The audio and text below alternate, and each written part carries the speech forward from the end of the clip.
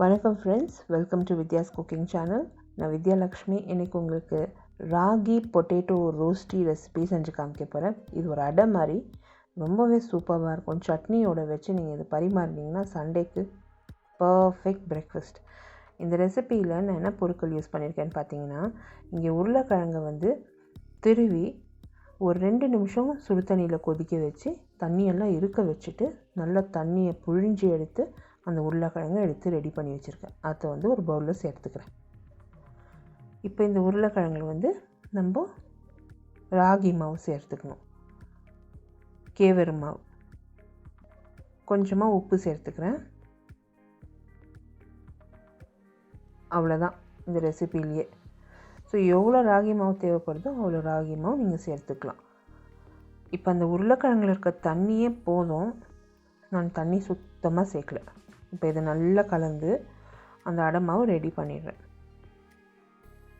Just ஒரு 5 நிமிஷம் நீங்கள் இதை ஊற வச்சிங்கன்னா போதும்.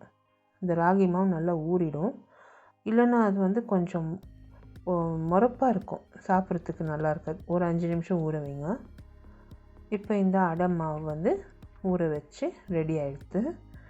இப்போ ஒரு தவாவை மிதமான தீயில் வச்சுருக்கேன். நான் நான்ஸ்டிக் தவா யூஸ் பண்ணுறேன். இங்கே பட்டர் சேர்த்துருக்கேன், வெண்ணெய் பிடிக்காதவங்க, டயபெட்டிக் பேஷண்ட்ஸ் எள்ளெண்ணெய் சேர்த்துக்கலாம், கடலை எண்ணெய் சேர்த்துக்கலாம், ரொம்ப நல்லது.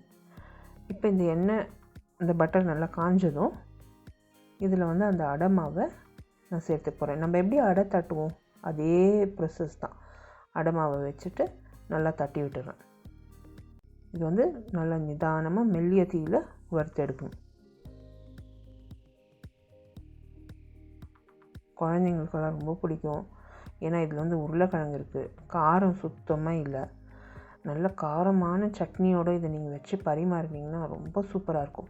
இந்த ரெசிபியில் யூஸ் பண்ணியிருக்க பொருட்களோட மெஷர்மெண்ட்ஸ் எல்லாம் description box below this video இருக்கும். For regular updates and Instagram, Facebook and ட்விட்டரில் லைக் பண்ணி ஃபாலோ பண்ணுங்கள். The same recipe is also posted in YouTube English சேனலோட லிங்க் கூட description box below this video இருக்கும். இப்போ இந்த அடை ரொம்ப மெல்லிய தீயில் வறுத்து எடுக்க போகிறேன். ஏன்னா உருளைக்கிழங்கு கூட வேகணும்.